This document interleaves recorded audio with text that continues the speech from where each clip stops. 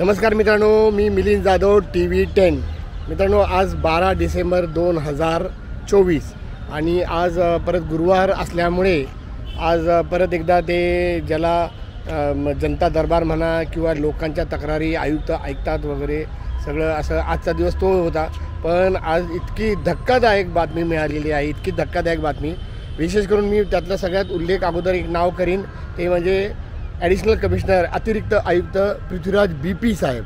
तर यांच्या केबिनमध्ये मी गेलो असता त्यांना मी ढाकणे ज्ञानेश्वर ढाकणे जे आहे ते काल तुम्हाला मी सगळं सांगितलेलं आहे।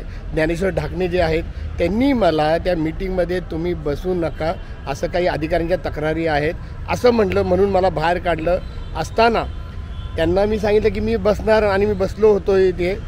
तर आज चक्क ॲडिशनल कमिशनर अतिरिक्त आयुक्त म्हटले की मी तुम्हाला परवानगी देणार नाही, मी तुम्हाला परवानगी देणार। म्हटलं असं कसं काय करू शकता तुम्ही? मी त्यांना तेही म्हटलं आणि मी त्यांना हेही म्हटलं की मला लेखी द्या।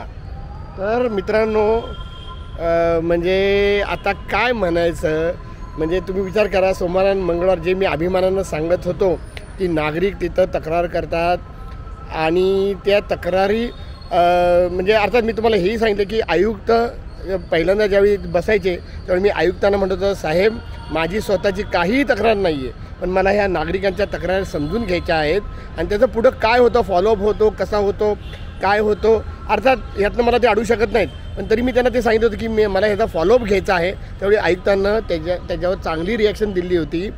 आत्तासुद्धा मी ॲडिशनल कमिशनरला सांगितलं, साहेबा मी आयुक्तांची परमिशन घेतलेली आहे। मग त्यांनी एवढ्या अगदी छातीटोकपणे सांगितलं की मग ठीक आहे, तुम्ही आयुक्तांची परवानगी घेऊन तुम्ही बसू शकता, पण मी तुम्हाला परवानगी देणार नाही। याचा अर्थ माझ्या लक्षात आला की कदाचित आयुक्तांवर सुद्धा प्रेशर आणण्यात आलेलं आहे। आणि मी जे म्हणत होतो की आयुक्त खूप स्ट्रॉंग पर्सनॅलिटी आहेत, मी आजही म्हणतो अजूनही म्हणतो, तर पण जर मला वाटते मोठं प्रेशर येत असेल तर म्हणजे त्यांनीसुद्धा हा डिसिजन दिला असेल का नाही मला पटत नाही आहे। मी स्वतः आयुक्तांनी एकदा विचारणार, अर्थात मागे एकदा त्यांनी विचारलं होतं, त्यांनी त्याच्यावर थोडंसं म्हणजे असं खंबीर उत्तर दिलं नव्हतं की पत्रकारांची काय गरज आहे, काय आवश्यकता आहे। माझा प्रश्न असा होता की सोमवार आणि गुरुवारी पत्रकारांना तुम्ही का बोलवत नाही, त्यांनाही मागच्या बाजूला बसून ठेवा, त्यांना ते सगळ्या तक्रारी कळतील आणि त्याचा फॉलोअप होतो आहे का नाही होतं। कारण का मी तुम्हाला तेच सांगतो आहे, कामच होत नाही आहे, कुठलीही कामं होत नाही आहेत। महानगरपालिकेतले कुठल्याही अधिकाऱ्याला कुठलंही काम करायचं नाही आहे। आज माझा सगळा म्हणजे बऱ्यापैकी मोठा विश्वास तुटलेला आहे आणि मी म्हटलं आहे की अशी परिस्थिती असेल तर म्हणजे मला काही काम करायची इच्छा नाही आहे। आता म्हणजे हे काय उपयोगाचंच नाही आहे। जर तुम्ही मला तक्रारी समजूनच घ्यायचा चान्स देत नसेल तर पण तरी मला नागरिक तर भेटणार, ते मला नागरिकापासून भेटण्यापासून मला ते अडवू शकत नाहीत आणि मी चॅनलमध्ये ते टाकण्यापासून मला ते अडवू शकत नाहीत। मी म्हटलं ना, सोमवारी मंगळवारी गुरुवारी जरी मी नाही बसलो तरी त्यानं काही फारसा फरक पडत नाही। तर अशा अवस्थेमध्ये म्हणजे हा त्यांचा अगदी दुबळा प्रयत्न मी असं म्हणीन। आणि पण आता आणखीन एक मला जो धक्का बसला आहे तो म्हणजे जे अविनाश सकपाळ साहेब जे आहेत, माझे म्हणजे मी आजही म्हणतो की अतिशय सज्जन माणूस आहे, अतिशय चांगला माणूस आहे। पण म्हणजे ह्याला म्हणतात का कलियुग, की या सज्जन माणसांना इथे म्हणजे जगणं अवघड झालेलं आहे, त्यांनासुद्धा त्यांच्याच वाटेनं जावं लागतं। मी जेव्हा आत गेलो असताना त्यांनी मला सरळ सांगितलं की तुम्हाला इथे या मीटिंगमध्ये बसायची परवानगी नाही। मी म्हटलं सर असं कोण म्हटलं, तर त्यांनी सांगितलं की आयुक्तांनी त्यांना सांगितलेलं आहे। त्यांनी एवढ्या खंबीरपणे सांगितलं, माझे मित्र आहेत ते, आमची ह्याच्यावर चर्चा होत असते बऱ्याच वेळा, पण जर एवढं खंबीरपणे सांगितलं म्हटल्यावर आयुक्तांनी त्यांना सांगितलं असण्याची शक्यता आहे।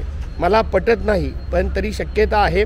मी आयुक्तांना समोरासमोर विचारल्याशिवाय आणि मी त्यांना कारण विचारणार का नाही तुम्ही बसून देत, कारण का मी एक नुसता पत्रकार नाही तर मी एक नागरिकसुद्धा आहे।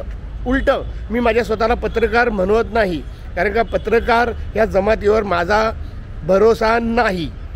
तर त्यामुळं मी एक म्हणजे नागरिक आहे जो लोकांचे समस्या ऐकून घेतो आणि ते सोडवायचा प्रयत्न करतो।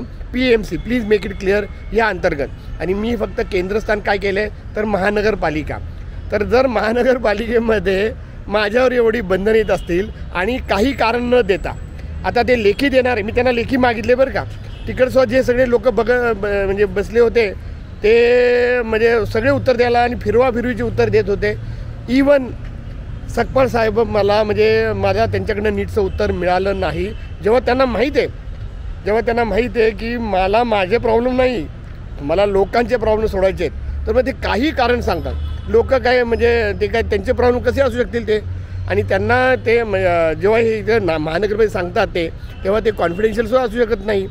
आणि मी त्यांना विचारेन ना, नागरिकांना जर त्यांना असं वाटेल की TV 10ला किंवा बाहेर मीडियाला त्यांचे प्रॉब्लेम कळू नये, तर ठीक आहे, मी त्यांचे ते ऐकणार नाही, मी कडेला बसेन. तिथं सुद्धा ते ओपन फोरम आहे, सगळ्यांचे तक्रारी ते सगळ्यांसमोर ते सांगत असतात. तर अशा वेळी मी त्यांना फक्त व्हिडिओ मागितला होता, शूटिंग मागितलं होतं. तर याच्या मागं सुद्धा पत्रकार असण्याची शक्यता आहे असा माझा अंदाज आहे, किंवा RTI अधिकारीसुद्धा असतील. कारण का, पण त्यांना असं वाटतं की ह्याच्यामुळे TV 10 थांबणार आहे का, तर नाही, हे होऊ शकत नाही. ह्याच्यामुळं मी डबल अगदी प्रयत्न करून जास्त माहिती काढणार. आणि ठीक आहे, महानगरपालिकेत मी यायचंसुद्धा नसेल ना, तरी मी बाहेरनं सुद्धा काम करू शकतो. मला इथे यायलाच पाहिजे अशी काही गरज वाटत नाही. आणि असे अधिकारी जर वागत असतील तर मला ह्यांना मित्र म्हणून किंवा ह्यांना भेटणंसुद्धा माझी इच्छा नाही. पण मला फार वाईट वाटलं जेव्हा सकपाळ साहेब, अर्थात त्यांना अजून बघू ते, म्हणजे मी त्यांना म्हटलं की तुम्ही आमच्या वतीनं ते ठेवा ना. मला त्याचवेळी आश्चर्य वाटलं होतं की जेव्हा म्हणजे अतिरिक्त आयुक्त ह्यांना तरी कुणाचं प्रेशर असायचं काही कारण नाही आहे, तर ह्यांनी का नाही म्हणावं, आणि त्या नाहीचं ते उत्तर देत नाही आहेत. आणि लेखी त्यांनी उत्तर द्यावं ना की इथं पत्रकारांनी बसू नये किंवा नागरिकांनी बसू नये. का बसू नये? मला जर ऐकायचे असतील, मला जर दुसऱ्यांच्या प्रॉब्लेम ऐकायचे आहेत, तर हे मला कसे अडवू शकतात हा माझा फार मोठा प्रश्न आहे. तर आणि ह्याला काहीही थातूरमातूर उत्तर देतात. ते म्हणतात की सगळे मीडियावाले बसतील इकडे, मग ते तुम्ही त्यांना अडवू शकत नाही. का नाही बसावं त्यांनी? बरं, बसायला जागा नसेल ना, मी कोपऱ्यात उभं राहायला तयार आहे. मित्रांनो, म्हणजे अतिशय म्हणजे घाणेरडी पद्धतीनं हे मला अडवत आहेत, पण त्यांच्या हे लक्षात येत नाही. यानं काहीही फरक पडणार नाही. आज हे जे अधिकारी आहेत ना, हे बदलून जातील. परत एकदा मी आता इथे मात्र मी तुकाराम मुंढे यांची वाट बघणार, आणि त्यांच्यापर्यंत पोहोचवल्यानंतर सुद्धा ही व्यवस्था अशी होत असेल ना, आता तुकाराम मुंढे ते बदलीची काही काळजी करत नाहीत. तर असंच माझं म्हणणं आहे. ठीक आहे, आता पुण्याचा पालकमंत्रीसुद्धा अजून ठरायचे आहे, त्यांनाही मी विचारणार की या पद्धतीने जर करत असतील तर हे चुकीचं आहे. आणि ह्यांना म्हणजे फक्त दडपशाही करायची, ह्यांना कामं करायची नाही आहेत. आणि TV 10 ही कामं मी आता डेडलाईन मागतो आहे, त्याच्यामध्ये सुद्धा मी तुम्हाला सांगितलं TV म्हणजे महानगरपालिका नोटीस पाठवते आणि त्याच्यावर कारवाई करत नाही. हे मी नोटिसासहित दाखवतो आहे. आता तर मी नावासहित सांगणार आहे, तुम्ही कारवाई करत नाही आहे. आणि मी तुम्हाला कारवाई करा म्हणतो आहे, तर तुम्ही मलाच बंद केलं. काय कमाल आहे ह्या महानगरपालिकेची. आणि सगळ्यात आश्चर्य म्हणजे पृथ्वीराज BP साहेब आज मी म्हणतो ना की म्हणजे माझा सगळा विश्वास अतिरिक्त आयुक्त ह्या पदावरनं उडालेला आहे. मी बिनोडे साहेब होते ना, त्यावेळी वाट बघत होतो की या जागी कोण येणार. तर तुम्ही तर मला म्हणजे त्या मीटिंगमध्ये, जे लोकशाहीची मीटिंग असं म्हणता येईल, त्याच्यामध्येच अडवलं. पण हा मुद्दा आहे ना, पृथ्वीराज BP साहेबांनी ह्याचं उत्तर मुख्यमंत्र्यांना द्यायला पाहिजे. मुख्यमंत्री देवेंद्र फडणवीस यांना द्यायला पाहिजे. त्यांनी आत्ताच म्हणलेलं आहे की लोकशाहीची जी काय व्यवस्था आहे, लोकशाहीचे यंत्रणेची किंवा ही जी पद्धत आहे, हे जे मीटिंग होतात, हे जे जनता दरबार होतात, याची नागरिकांना अजून खुलं करावं, अजून पारदर्शक करावं आणि अजून सोपं करावं. यापेक्षा आणखीन सोपं काय होतं? आणि वर आणखीन हे पत्रकार, जर समजा मला पत्रकार म्हणून अडवत असतील तर हे चौथ्या स्तंभालाच अडवत आहेत. मग कुठली आली लोकशाही? तर याच्यावर नागरिकांनी आता विचार करावा आणि आवाज उचलायला पाहिजे. आणि मी माझी लढाई चालू ठेवणार आहे.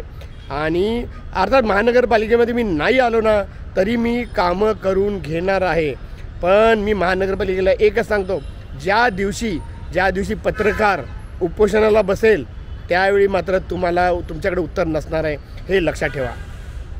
आजच्यापुरतं इतकंच. हीच फार मोठी गोष्ट होती. अजून काही छोटे छोटे मुद्दे आहेत जे मी वेगवेगळे टाकत जाईन. तुम्ही माझा सगळे व्लॉग बघत जावं, म्हणजे तुम्हाला काय हालचाली होत आहेत. आता तर अगदी फास्ट हालचाली व्हायला लागलेल्या आहेत ह्या, म्हणजे तुम्ही बघत जावा. आजच्यापुरतं इतकंच. मी मिलिंद जाधव आणि तुम्ही बघत आहात TV 10 डेली व्लॉग.